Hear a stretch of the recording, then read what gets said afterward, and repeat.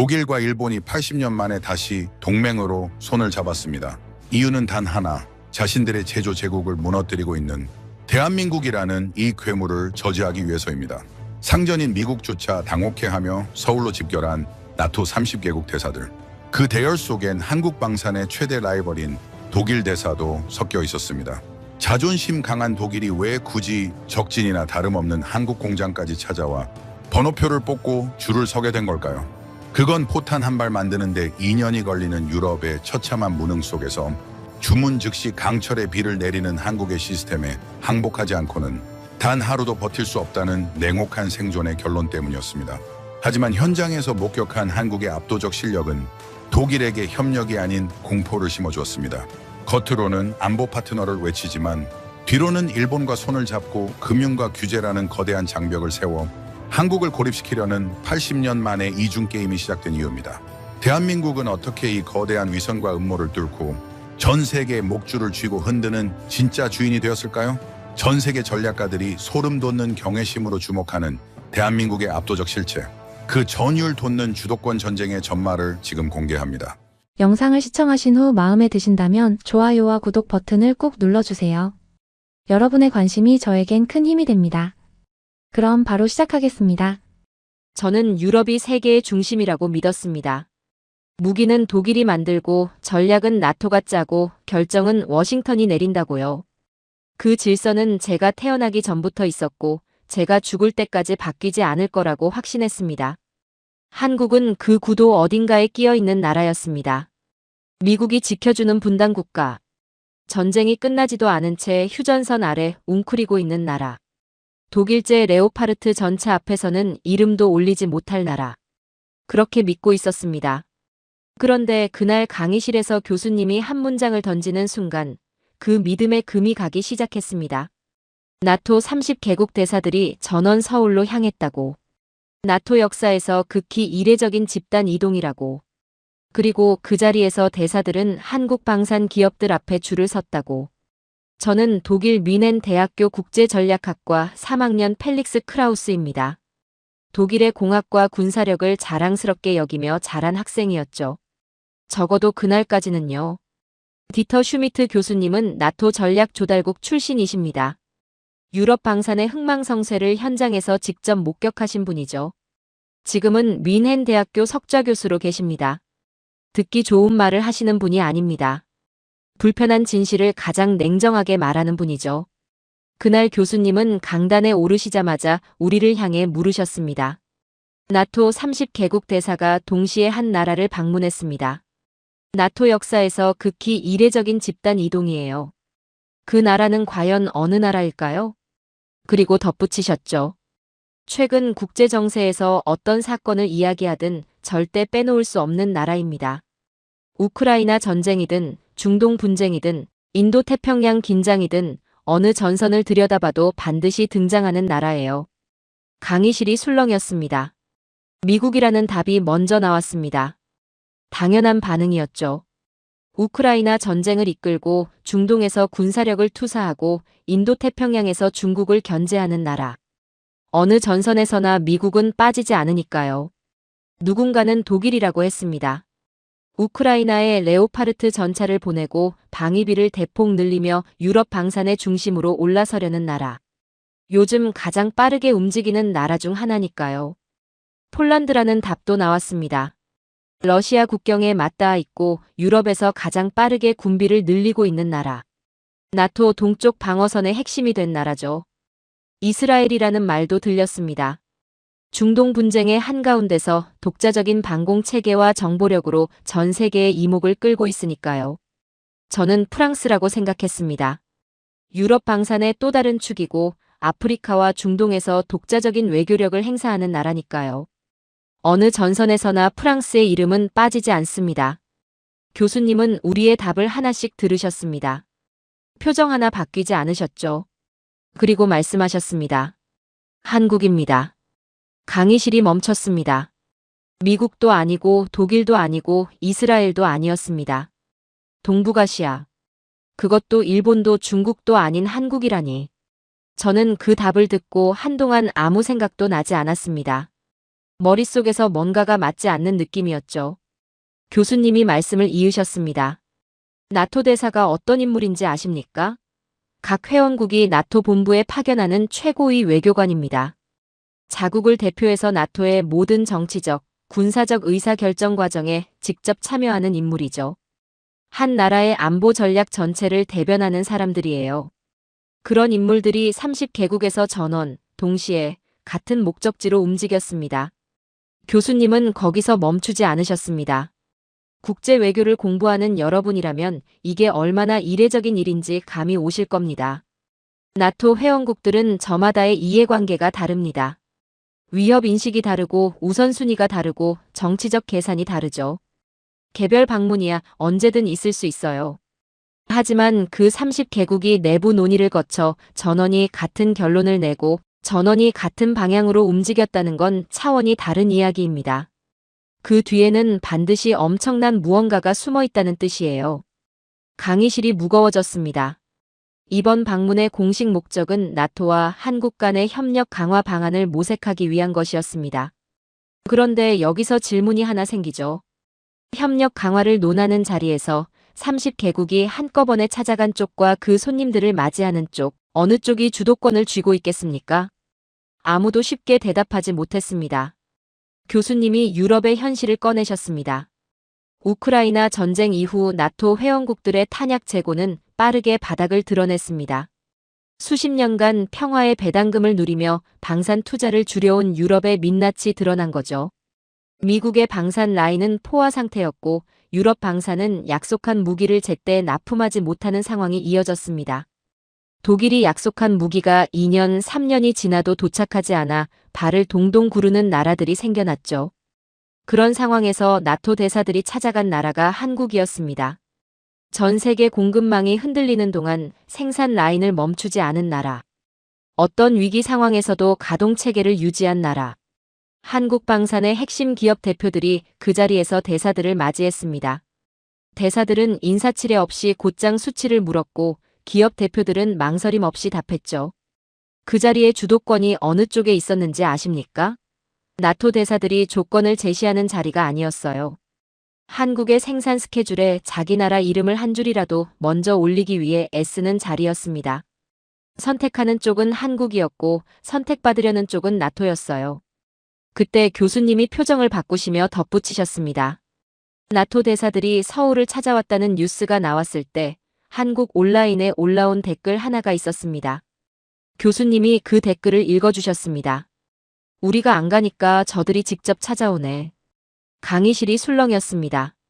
누군가는 황당하다는 표정이었고 누군가는 어이없다는 듯 웃었죠. 저는 웃지 못했습니다. 오만하다고 느끼십니까? 이건 허세가 아니에요. 자신들이 가진 것의 가치를 정확하게 알고 있는 나라의 자신감입니다. 나토가 찾아올 수밖에 없다는 걸 한국 국민들은 이미 알고 있었던 거예요. 저는 손을 들었습니다.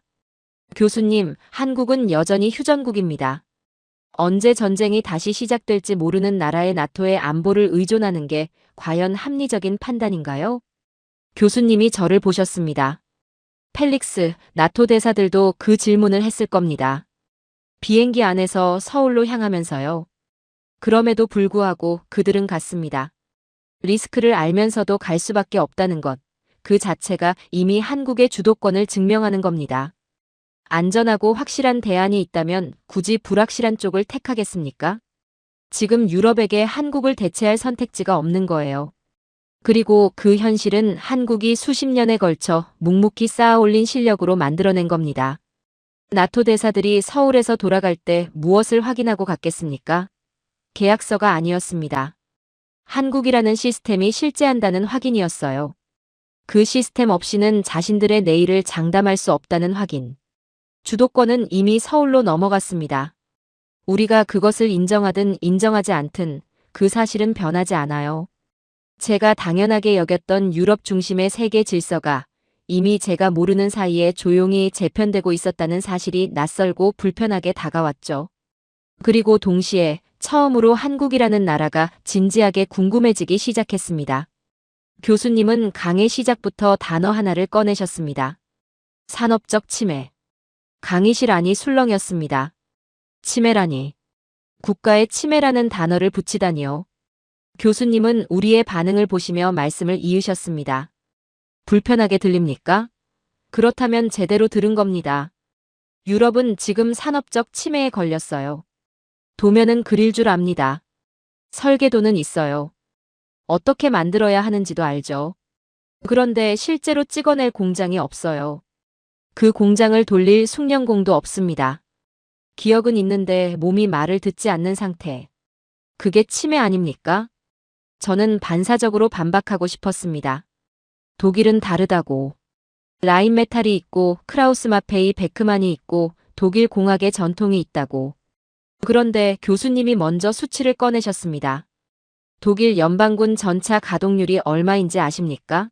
30% 이하입니다. 보유한 전차 10대 중 7대가 멈춰 있다는 뜻이에요.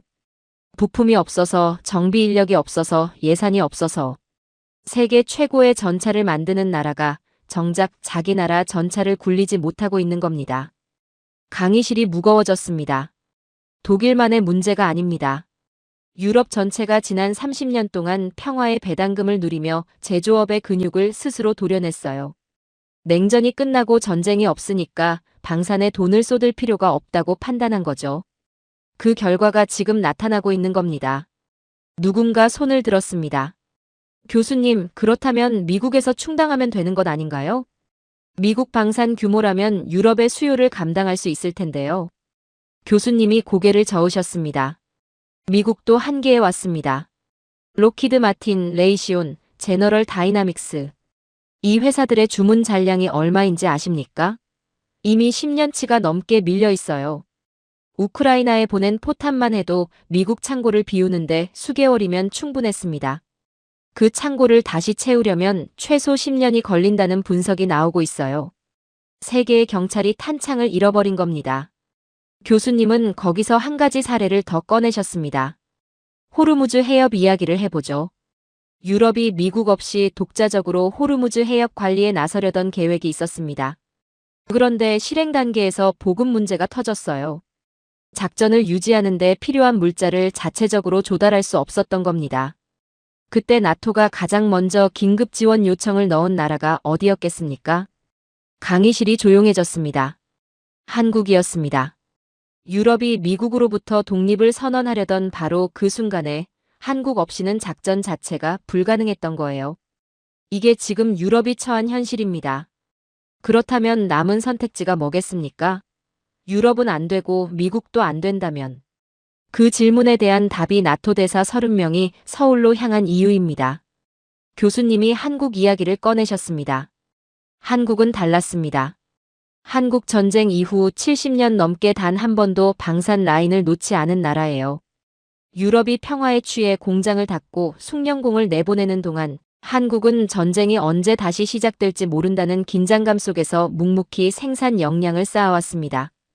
누가 알아주지 않아도 세계가 주목하지 않아도 그렇게 70년을 버텨온 나라가 한국이에요. 저는 그 말을 들으며 뭔가가 연결되는 느낌이 들었습니다. 그 역량이 최근 국제 정세와 맞물리면서 폭발적으로 드러난 겁니다. 우크라이나 전쟁이 터지고 중동이 불타고 인도 태평양 긴장이 고조되면서 전 세계가 동시에 무기를 필요로 하게 됐죠. 그 순간 공급할 수 있는 나라가 어디였겠습니까? 70년 동안 멈추지 않고 달려온 나라. 한국이었습니다. 이건 운이 아니에요. 준비된 나라가 기회를 만난 겁니다. 준비된 나라가 기회를 만난 것. 유럽이 스스로 버린 것을 한국은 버리지 않았고 그 차이가 지금 이 자리를 만들었다는 뜻이었으니까요. 교수님은 핀란드 이야기를 꺼내셨습니다. 핀란드 국방부가 독일산 무기 도입을 검토하다가 결국 한국산을 선택한 사건이 있었습니다. 당시 핀란드 국방 관계자가 남긴 말이 있어요. 우리는 자존심을 사러 온 게 아닙니다. 내일 터질 전쟁에서 이길 무기를 사러 왔습니다. 독일이 납품 일정을 맞추지 못한다는 걸 확인하는 순간 핀란드는 미련 없이 돌아섰습니다. 폴란드도 마찬가지였습니다. 독일이 설계한 유럽 방산 금융 체계가 있었어요.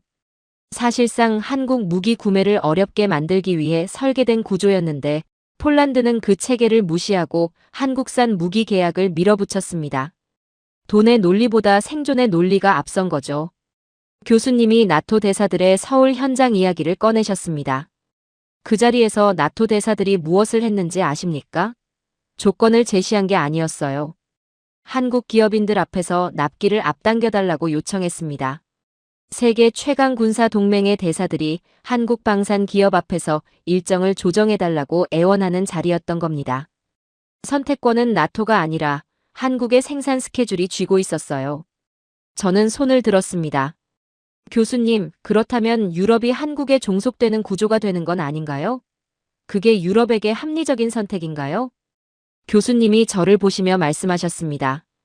펠릭스, 합리적인 선택과 불가피한 선택은 다릅니다. 지금 유럽에게 한국은 합리적인 선택지가 아니에요. 불가피한 선택지입니다. 종속이 싫으면 자립을 하면 되죠.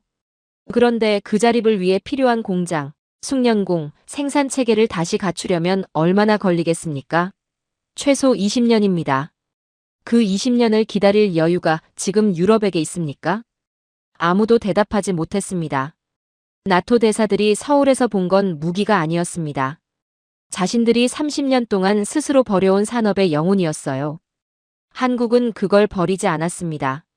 아니, 버릴 수 없었죠. 그래서 지금 이 자리에 있는 겁니다. 자네가 믿는 독일의 자존심은 박물관에나 있습니다. 지금 미넨의 거리를 지키는 건 독일의 철학이 아니라 한국의 강철일지도 모릅니다. 저는 그 말을 듣고 오랫동안 아무 말도 할 수 없었습니다. 메이드 인 저머니. 그 라벨이 제 머릿속에서 천천히 빛을 잃어가고 있었습니다. 교수님이 먼저 숫자 하나를 던지셨습니다. 스톡홀름 국제평화연구소, 줄여서 시풀이라고 하죠.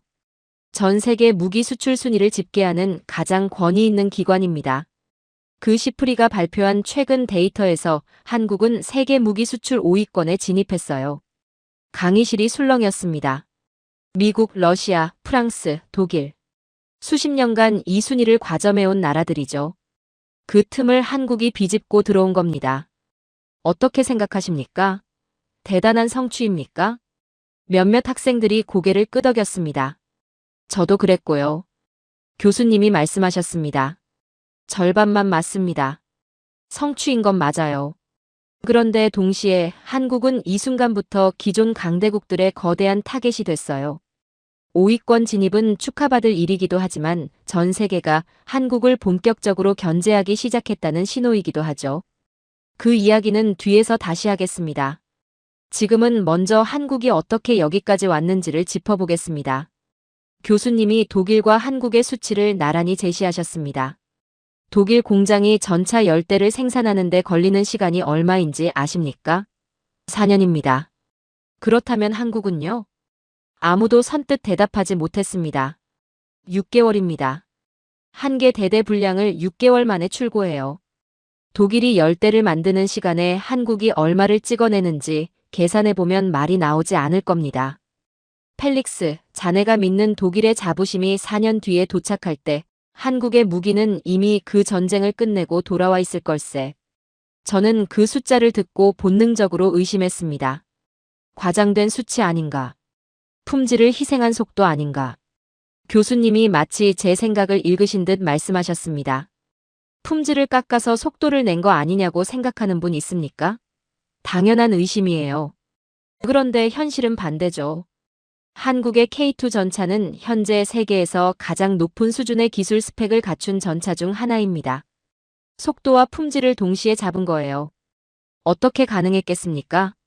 교수님이 스마트 팩토리 이야기를 꺼내셨습니다.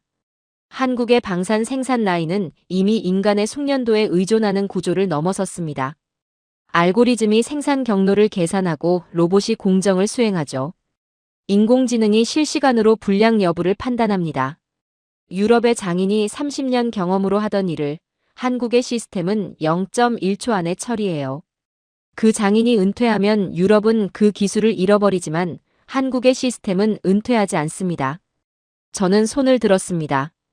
교수님, 그렇다면 독일도 같은 방식으로 자동화하면 따라잡을 수 있는 것 아닌가요?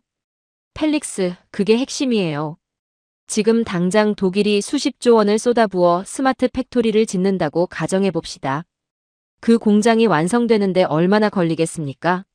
최소 10년이죠. 그 10년 동안 한국은 멈춰 있겠습니까? 아니에요. 더 발전합니다. 한국이 현재의 생산 인프라를 구축한 건 저물가, 저임금 시대였어요. 그때 이미 기반을 다 깔아놓은 겁니다. 지금 같은 비용으로는 어떤 선진국도 그 인프라를 복제할 수 없어요.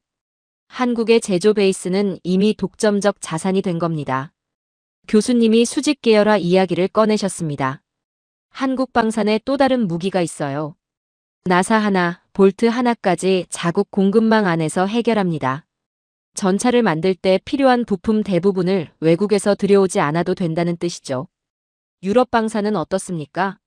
독일 전차에 들어가는 부품이 몇 개국을 거쳐 조달되는지 아십니까? 한 나라의 공급망이 흔들리면 전체 생산이 멈추는 구조예요.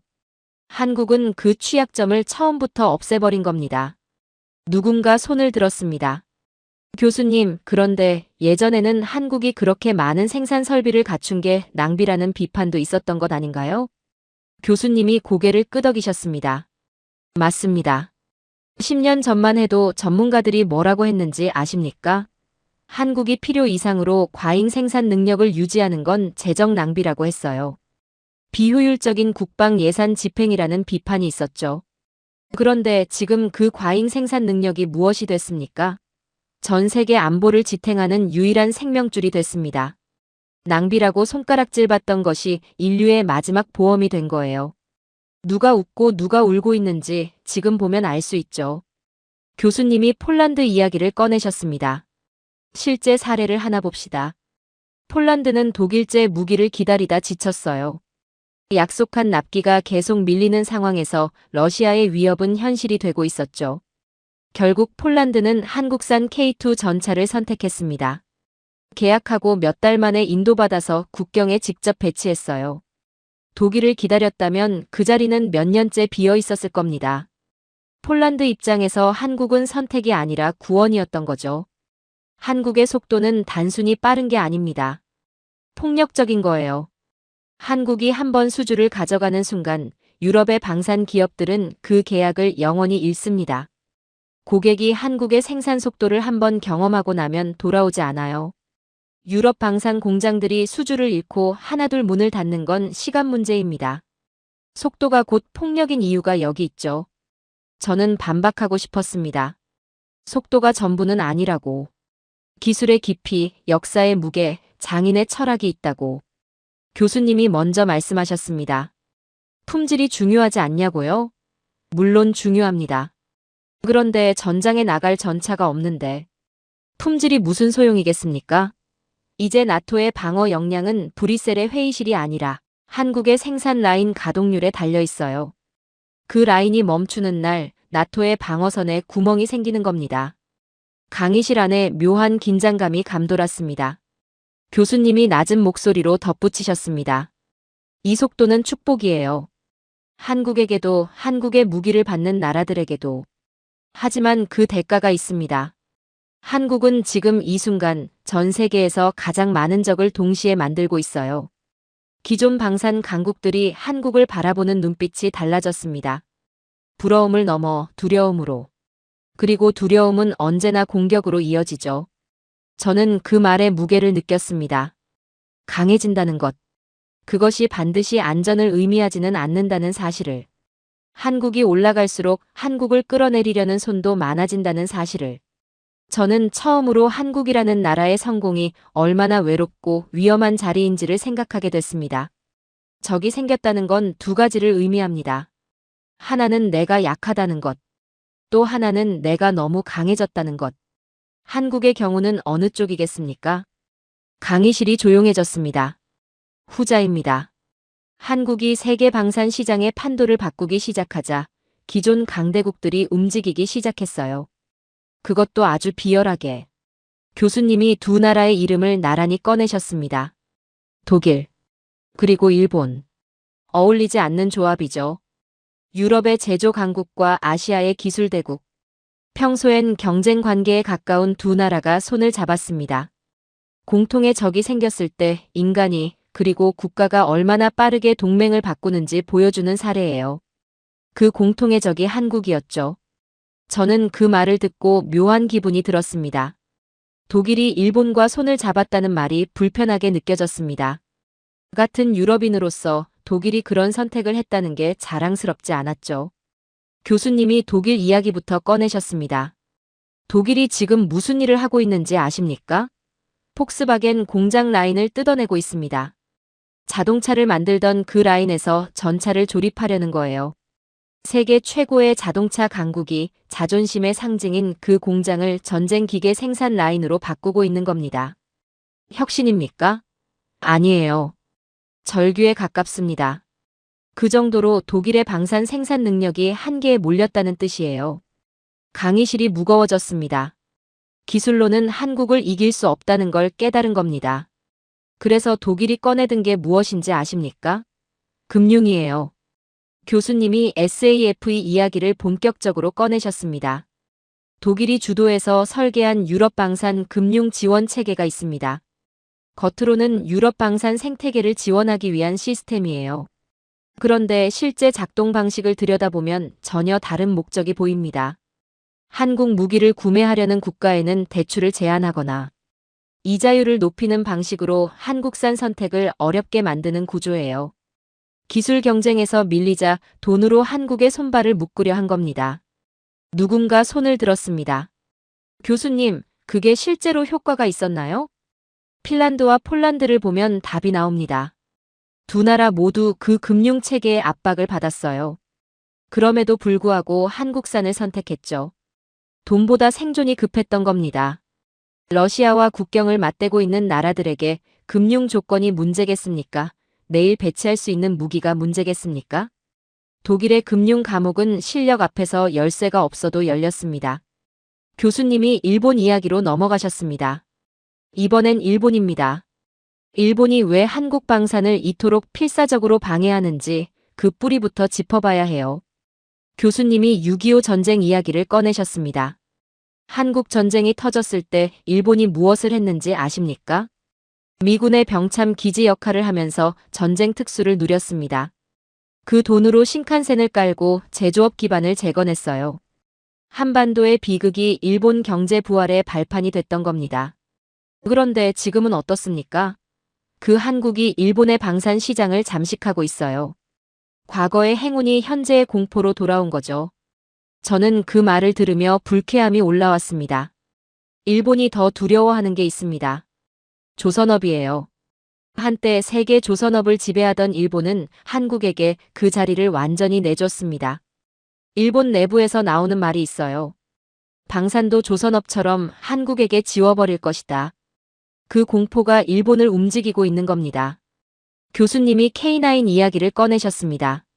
한국의 차세대 차륜형 자주포 영상이 유출됐을 때 유럽 방산 업계가 발칵 뒤집혔습니다. 독일의 주력 상품인 RCH-155와 직접 비교되는 영상이었는데 성능 면에서 한국 자주포가 앞선다는 평가가 쏟아진 거예요. 독일 방산 기업 입장에서는 사형 선고와도 같은 순간이었죠. 교수님의 목소리가 낮아졌습니다. 그 이후 독일과 일본이 나토 내부에서 움직이기 시작했어요. 한국 무기의 신뢰성을 문제 삼기 시작한 겁니다. 휴전국에서 만든 무기가 안정적이겠냐고. 보안 검증이 충분하냐고. 실력으로 이길 수 없으니 이미지를 흔들기 시작한 거예요. 비열하지만 효과적인 방법입니다. 저는 손을 들었습니다. 교수님, 그렇다면 미군은 어떤 입장인가요? 미국이 한국 편을 들어준다면 그런 로비가 통하지 않을 것 같은데요. 교수님이 답하셨습니다. 좋은 질문이에요. 미군 내부에서 실제로 한국 시스템을 지지하는 목소리가 나오고 있습니다. 무거운 독일 전차보다 빠르고 정확한 한국 시스템이 필요하다는 일선 지휘관들의 목소리가 있어요. 그걸 일본이 가장 두려워합니다. 그래서 일본이 무엇을 하고 있는지 아십니까? 천문학적인 로비 자금을 쏟아부으며 미군을 자기 편으로 돌리려 하고 있어요. 평화헌법까지 고쳐가며 살상 무기 수출을 허용한 것도 같은 맥락입니다. 한국을 따라잡기 위해 자국의 헌법 원칙까지 바꾼 겁니다. 강의실 안에 냉소적인 웃음이 흘렀습니다. 교수님이 마지막 카드를 꺼내셨습니다. 독일과 일본이 마지막으로 꺼내든 무기가 있습니다. 법입니다. 한국의 방위산업 육성 자금을 불공정 보조금으로 규정해서 세계무역기구에 제소하겠다는 움직임이 있어요. 휴전국이라는 특수한 안보 상황 때문에 한국 정부가 방산 기업을 지원하는 구조를 국제무역규범 위반으로 몰아가려는 겁니다. 교수님이 우리를 바라보시며 말씀하셨습니다. 이게 무역 분쟁입니까? 아니에요. 한국이라는 거인이 더 이상 크지 못하도록 사지를 묶으려는 글로벌 사냥의 시작입니다. 기술로 안 되니 금융으로, 금융으로 안 되니 이미지로, 이미지로 안 되니 법으로. 한국을 막기 위해 수단을 가리지 않겠다는 선언이죠. 저는 그 말을 들으며 복잡한 감정이 올라왔습니다. 독일인으로서 자국이 이런 방식으로 움직인다는 게 부끄러웠습니다. 동시에 그런 총공세에도 불구하고 한국이 계속 앞으로 나아가고 있다는 사실이 묘하게 경이롭게 느껴졌습니다. 규제로 묶으려 할수록 한국은 더 거대한 기술의 벽을 세우고 있습니다. 견제받을수록 강해지는 나라. 그게 한국이에요. 주도권 싸움은 이제 진흙탕 싸움으로 변했습니다. 그 싸움에서 한국이 살아남을 수 있을지 지금부터가 진짜 이야기의 시작이에요. 교수님이 먼저 마크롱 이야기를 꺼내셨습니다. 프랑스 대통령 마크롱이 외쳤던 말을 기억하십니까? 유럽의 안보는 유럽의 무기로. 유럽 영내에서 조달하고 유럽 기업이 납품하고 유럽의 돈이 유럽 안에서 돌아야 한다는 주장이었죠. 듣기엔 그럴듯한 말이에요. 그런데 정작 마크롱의 동맹국들은 무엇을 했겠습니까? 교수님이 잠시 우리를 바라보셨습니다. 한국의 생산 스케줄표에 자기 나라 이름을 먼저 넣기 위해 줄을 섰습니다. 얼마 전에는 미국이 핵추진 잠수함 기술을 인질 삼아 압박하자 한국의 프랑스의 전홍축 우라늄 기술 전수를 언급하기까지 했어요. 마크롱의 연설이 공허한 메아리가 되는 데는 오랜 시간이 걸리지 않았죠. 유럽의 단결은 생존 앞에서 너무나 쉽게 흔들렸습니다. 저는 그 장면을 머릿속에 그려봤습니다. 유럽의 연대를 외치는 지도자와 그 옆에서 조용히 한국으로 전화를 거는 동맹국들의 모습을요. 교수님이 말씀하셨습니다. 돈이 모든 걸 결정한다고 믿는 분 있습니까? 국제정치에서 특히 안보 문제에서는 그 믿음이 산산조각 나는 순간이 옵니다. 전쟁 앞에서는 금보다 강철이 귀한 법이에요. 그 진실을 가장 먼저 깨달은 나라들이 한국으로 향했죠. 교수님이 독일의 납기 문제를 꺼내셨습니다. 독일이 동유럽 국가들에게 약속한 무기들이 있었습니다. 그 납기가 얼마나 지켜졌는지 아십니까? 3년 이상 지연된 계약들이 줄줄이 있었어요. 루마니아는 독일산 장비를 기다리다 지쳐서 한국으로 돌아섰죠. 노르웨이도 마찬가지였습니다. 독일이 무리한 조건을 내걸다가 결국 한국의 수주를 빼앗긴 거예요. 그 3년 동안 러시아의 위협은 단 하루도 멈추지 않았습니다. 독일의 납기 지연은 단순한 계약 불이행이 아니에요. 동맹국을 안보 공백 속에 방치한 겁니다. 교수님이 독일 정부의 반응을 꺼내셨습니다. 독일 정부가 손을 놓고 있었겠습니까? 아니에요. 자국 기업인 라인메탈을 살리기 위해 동원할 수 있는 외교적 수단을 총동원했습니다. 동유럽 국가들에게 압박을 넣고 나토 내부에서 한국산 무기의 신뢰성을 문제 삼았죠. 그런데 결과가 어떻게 됐겠습니까? 한국의 실력 앞에서 그 모든 수단이 하나씩 무력화됐습니다. 외교로 막아보려 했지만 실제 전장에서 검증된 무기 앞에서 외교적 언어는 힘을 잃었어요. 강의실이 무거워졌습니다. 교수님이 핀란드 이야기를 본격적으로 꺼내셨습니다.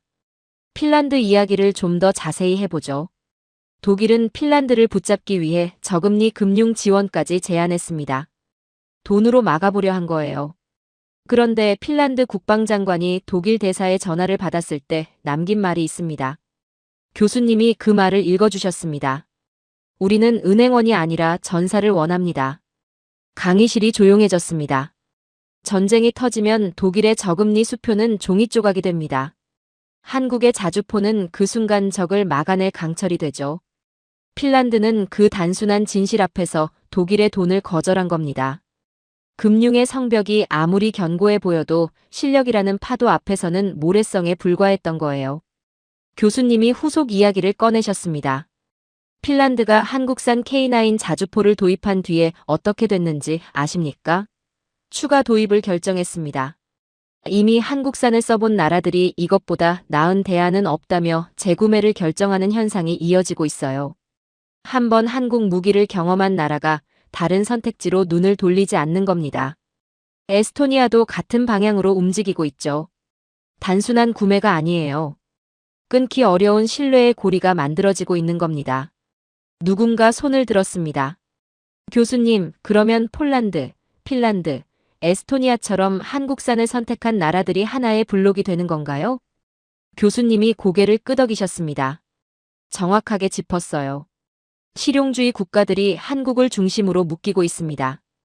이념이나 역사적 유대가 아니라 실전에서 검증된 무기와 신뢰할 수 있는 공급망을 기준으로 새로운 안보 블록이 형성되고 있는 거죠. 독일이 주도하던 유럽 방산 연합이 안에서부터 균열이 생기고 있다는 뜻이에요. 그 균열을 만든 게 한국의 실력입니다. 저는 그 흐름이 어디로 향하는지 생각하다가 손을 들었습니다. 교수님, 그렇다면 결국 유럽이 한국의 기술 식민지가 되는 것 아닌가요? 우리가 한국 시스템에 종속되는 구조라면 그게 유럽에게 좋은 미래인가요? 교수님이 저를 바라보셨습니다. 식민지라는 단어를 썼군요. 펠릭스, 현실을 직시해 봅시다. 지금 유럽에게 한국은 선택지가 아니에요. 불가피한 현실이죠. 식민지가 싫다면 자립하면 됩니다. 그런데 그 자립을 위한 공장, 인력, 기술을 다시 쌓으려면 20년이 걸려요. 그 20년을 버틸 여유가 지금 유럽에게 있습니까? 오히려 이렇게 생각해 보세요. 지금 유럽에게 한국의 하청 기지가 될 기회조차 특권일 수 있습니다. 한국은 이미 유럽 없이도 전 세계를 상대로 장사하고 있으니까요. 그 말이 가슴에 박혔습니다. 하청 기지가 특권이라는 말이 굴욕적으로 들렸지만 반박할 논리가 떠오르지 않았죠. 교수님이 기술 종속 이야기를 꺼내셨습니다. 더 충격적인 이야기를 하나 해드릴까요? 지금 나토의 최신 무기 시스템들이 무엇을 하고 있는지 아십니까? 한국의 지휘통제 시스템과 호환되기 위해 스스로 업데이트를 진행하고 있습니다. 나토의 무기가 한국 시스템에 맞춰 스스로를 바꾸고 있는 거예요. 누가 표준이고 누가 따라가는 쪽인지 이제 명확하지 않습니까? 강의실이 술렁였습니다. 이제 시장의 기준이 바뀌었습니다. 누가 더 저렴한가가 아니에요. 누가 더 확실하게 내일 배송해 줄 수 있는가, 누구의 시스템이 표준이 되는가. 그 경매장을 한국이 독점하고 있죠. 독일이 설계한 금융의 성벽은 무너졌고 한국의 시스템은 유럽 방산 생태계 깊숙이 이식됐어요.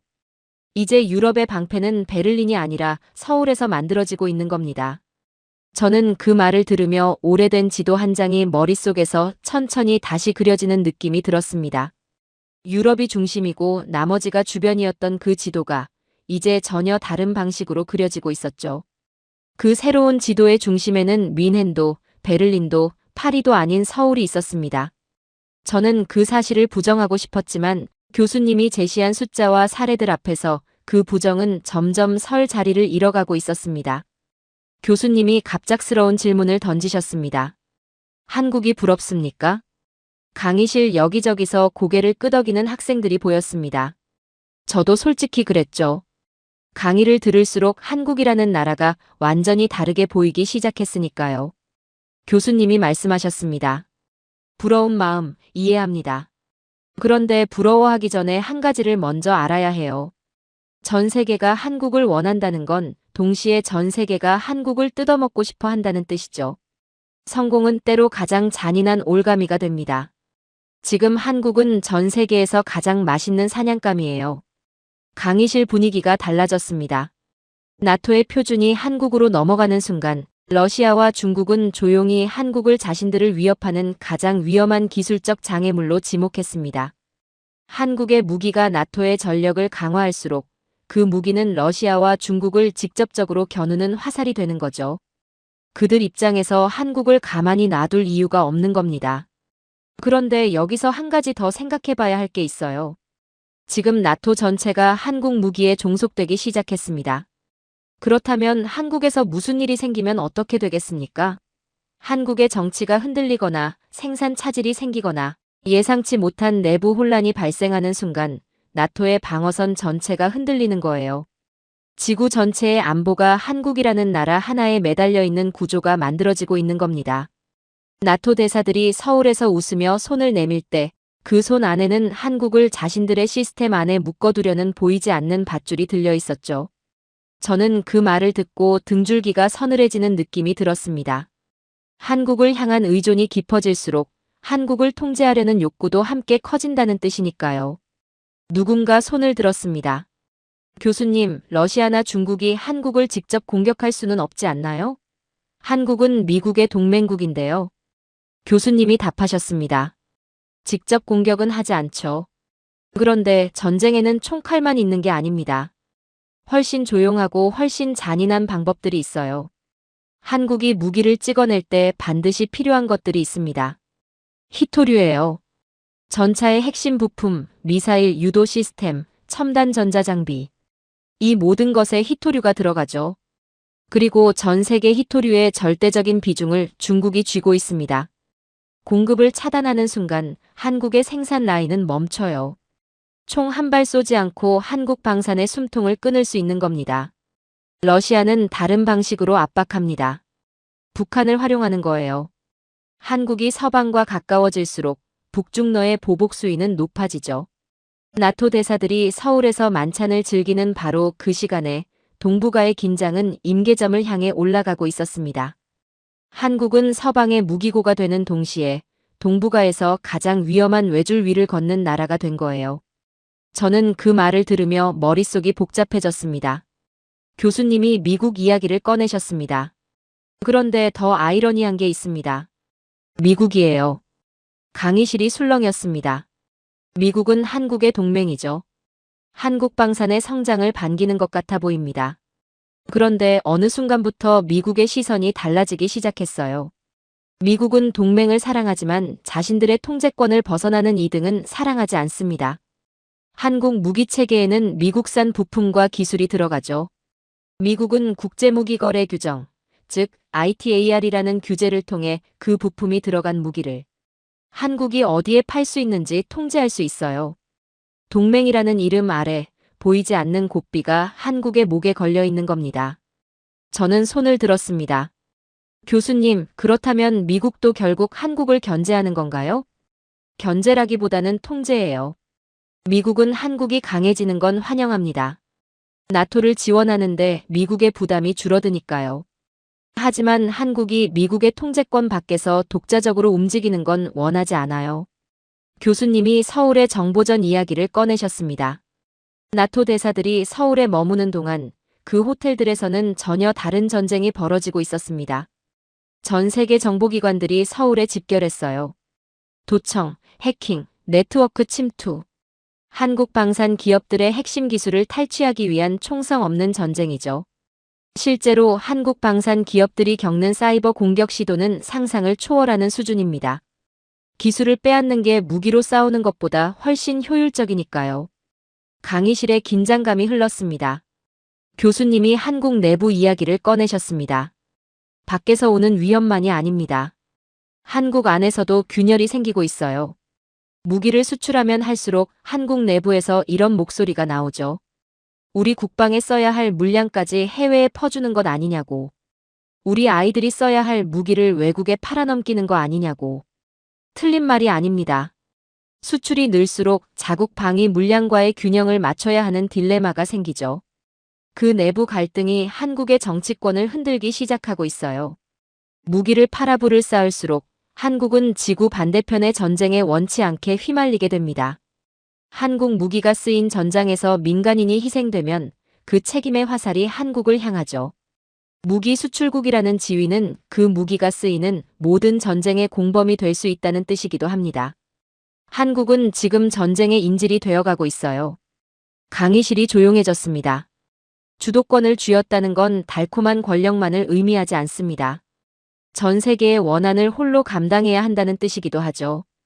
언제 터질지 모르는 폭탄을 품에 안고 전 세계의 눈치를 살펴야 하는 지독한 고독입니다. 한국은 지금 그 무게를 버티고 있어요. 하지만 게임은 끝나지 않았습니다. 한국이 이 무게를 버티지 못하는 순간 그들은 전 세계에서 가장 비참한 재물이 될 겁니다.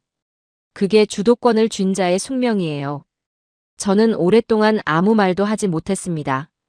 지금까지 저는 한국의 성공을 부러워했습니다.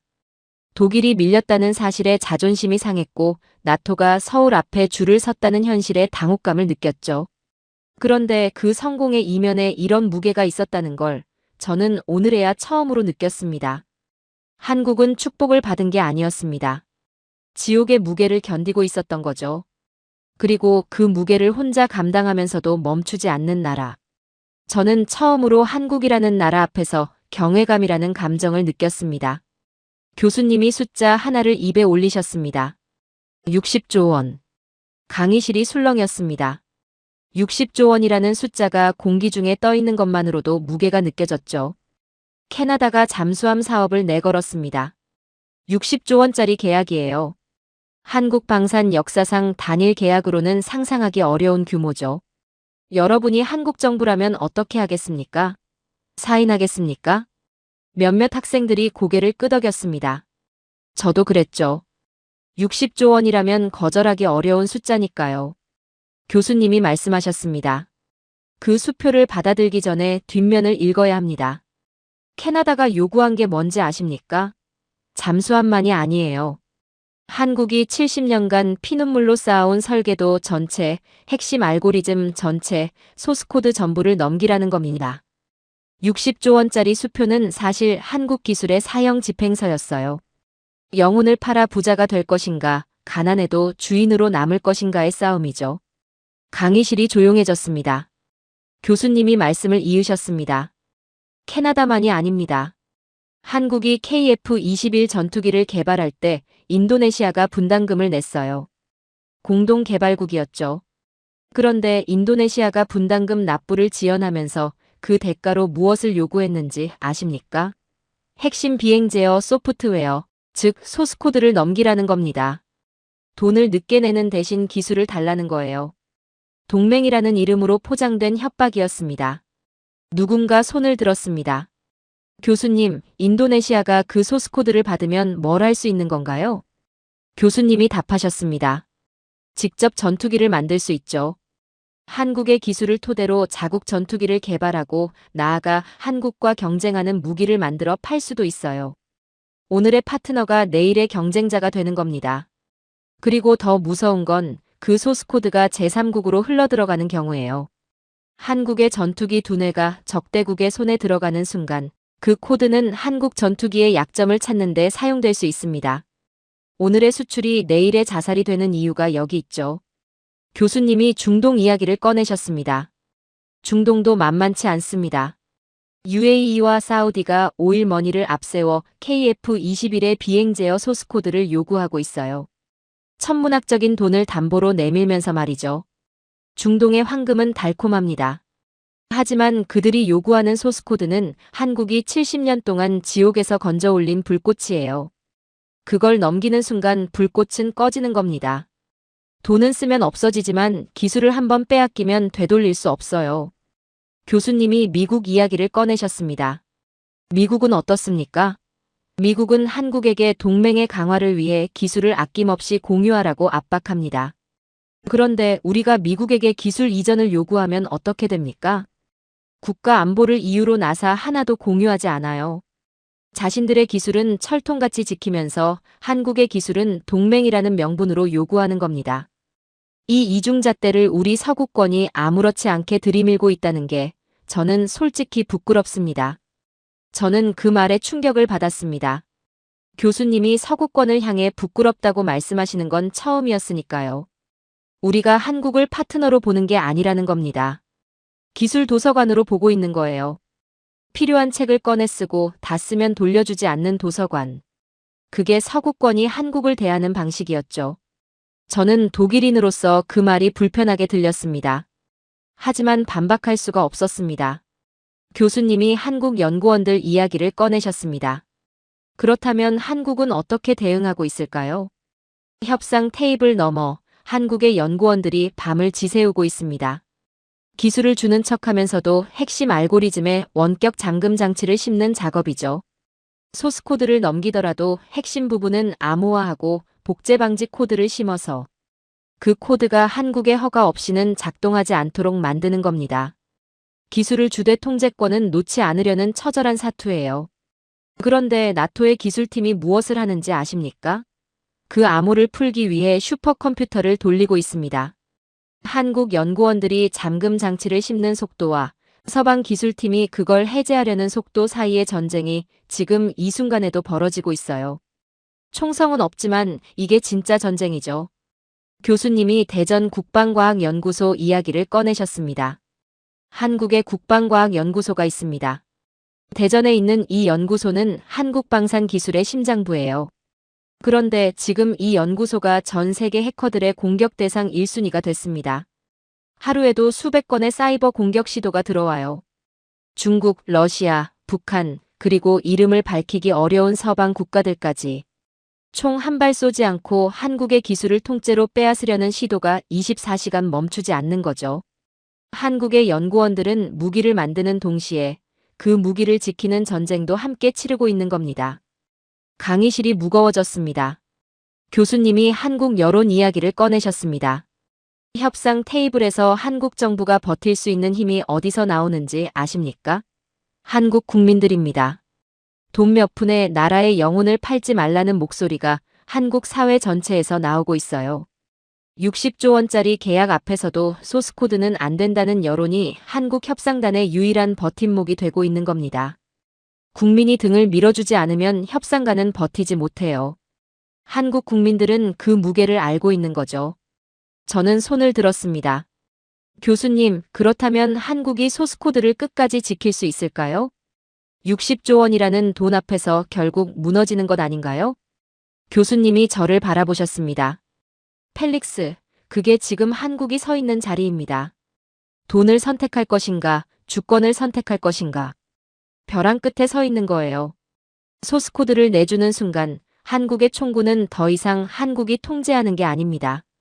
그 기술이 언젠가 한국을 겨누는 무기가 될 수 있어요. 한국 전투기의 약점이 적의 손에 들어가는 거죠. 반대로 소스코드를 지키면 60조 원을 잃을 수도 있습니다. 이게 주도권을 쥔 나라가 감당해야 하는 선택의 무게예요. 교수님이 마지막으로 말씀하셨습니다. 이제 주도권의 의미가 달라졌습니다. 얼마를 받을 것인가가 아니에요.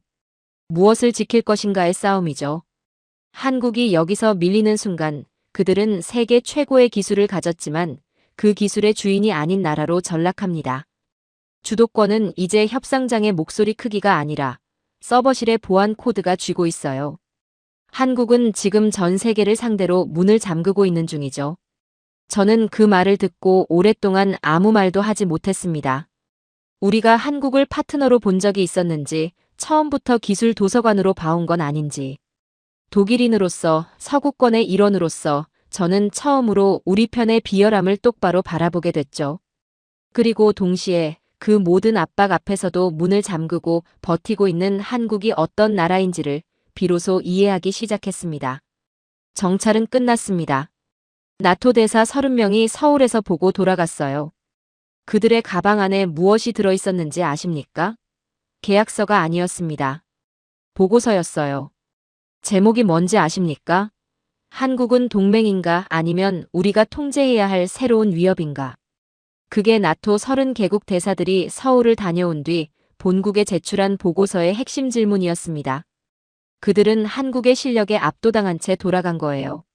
그리고 그 압도감이 두려움으로 바뀌고 있는 거죠. 저는 그 보고서 제목을 머릿속에 되새겼습니다. 동맹인가 위협인가? 그 질문 자체가 이미 한국이 어떤 위치에 올라섰는지를 말해주고 있었죠. 교수님이 다시 폴란드 이야기를 꺼내셨습니다. 폴란드는 이미 한국산 무기를 도입했어요. 그런데 2차 계약 협상에서 흥미로운 일이 벌어졌습니다. 한국이 기술 이전 조건을 까다롭게 만들었어요. 가격도 올렸습니다. 그런데 폴란드가 어떻게 했는지 아십니까? 협상 테이블을 떠나지 않았어요. 조건이 불리해졌는데도 한국을 놓지 못한 겁니다. 한번 한국 시스템을 경험한 나라는 돌아오지 않는다는 말이 이제 현실이 됐습니다. 이걸 중독이라고 불러도 틀리지 않아요. 누군가 손을 들었습니다. 교수님, 캐나다나 호주는 미국에 가장 가까운 동맹 아닌가요? 그 나라들도 한국으로 기우는 건가요? 교수님이 고개를 끄덕이셨습니다. 파이브 아이즈라는 게 있습니다. 미국, 영국, 캐나다, 호주, 뉴질랜드. 영어권 국가들의 최고 기밀정보 동맹이죠. 그 파이브 아이즈 안에서 균열이 생기고 있어요. 캐나다와 호주가 미국 중심의 느린 방산 행정에 지쳐가고 있는 겁니다. 주문하면 언제 올지 모르는 미국 방산보다 계약하면 몇 달 안에 배치할 수 있는 한국 공급망이 더 매력적으로 보이기 시작한 거예요. 미국의 가장 가까운 동맹들이 한국을 향해 고개를 돌리고 있다는 뜻이죠. 이건 단순한 무기 거래가 아닙니다. 전후 75년간 유지됐던 미국 중심 안보 질서에 균열이 생기는 겁니다. 강의실이 무거워졌습니다. 교수님이 일본 이야기를 꺼내셨습니다. 일본이 마지막 카드를 꺼냈습니다. 실력으로도 금융으로도 로비로도 한국을 막지 못하자 이제 한반도 자체를 흔들려고 합니다. 한국은 언제든 전쟁이 날 수 있는 불안정한 공급처라는 이미지를 국제사회에 심으려는 거예요. 북한의 도발이 있을 때마다 이걸 국제 무대에서 확대 재생산하고 한국 방산의 신뢰도를 0으로 만들려는 공작이죠. 교수님이 냉소적으로 말씀하셨습니다. 그런데 이 전략이 효과가 있겠습니까? 한국이 불안정하다고 아무리 외쳐봐야 실제로 무기를 써본 나라들은 압니다. 한국 무기가 얼마나 정확하고 한국 공급망이 얼마나 신뢰할 수 있는지를요. 일본이 팩스를 고치고 회의를 반복하는 동안 한국은 이미 지구 반대편에 정비창을 세우고 있었습니다. 이건 경쟁의 문제가 아니라 시대의 격차예요. 교수님이 한국의 전략 이야기를 꺼내셨습니다. 한국이 지금 무엇을 하고 있는지 아십니까? 전 세계 주요 거점에 한국형 정비창을 세우고 있습니다. 한국 무기를 쓰는 나라들이 한국의 정비 시스템에 연결되는 구조를 만드는 거예요. 무기를 팔고 끝나는 게 아니라 그 무기가 작동하는 한 한국과의 연결이 끊기지 않는 구조죠. 지구 전체의 무기 체계를 한국의 손 안에 넣으려는 거대한 포석입니다. 저는 그 구조가 머릿속에 그려졌습니다. 한국 무기를 쓰는 나라는 한국의 업데이트가 필요하고 한국의 정비창에 의존하게 되고 결국 한국의 허락 없이는 군대를 움직일 수 없는 상태가 되는 거죠. 이걸 우리는 지구의 운영체제라고 부를 수 있습니다.